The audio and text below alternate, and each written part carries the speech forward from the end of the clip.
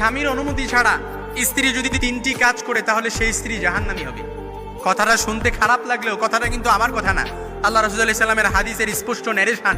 কোনো স্ত্রী যদি স্বামীর অনুমতি ছাড়া এই 3টি কাজ করে তাহলে সেই স্ত্রী জাহান্নামী হবে। এই জন্য আমার মা বোনেরা ভুলেও যদি স্বামীর অনুমতি ছাড়া এই 3টি কাজ করে তাহলে সে জাহান্নামের দিকে নিজেকে অগ্রসর করতে যায়। এই জন্য আমার মা বোনরা সবাই জান্নাতে যেতে চায়। এই জন্য আজকেই পৌঁছায় দিবেন আমার মা বোনদের কাছে, এই খবরটা পৌঁছায় দিবেন। পারলে এই খবরগুলো সব মা বোনদের কাছে আপনারা পৌঁছায় দিবেন, কারণ আমরা কেউ চাই না আমাদের মা বোন, আমাদের স্ত্রীগুলো জাহান্নামে যাক, জাহান্নামের লাকড়ি হোক, আমরা এটা কেউ চাই না। এই জন্য 1 নাম্বার, স্বামীর অনুমতি ছাড়া স্ত্রী কখনো ঘর থেকে বের হতে পারবে না।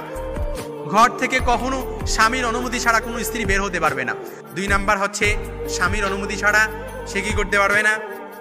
স্বামীর অনুমতি ছাড়া কোনো স্ত্রী নফল রোজা, নফল নামাজ আদায় করতে পারবে না।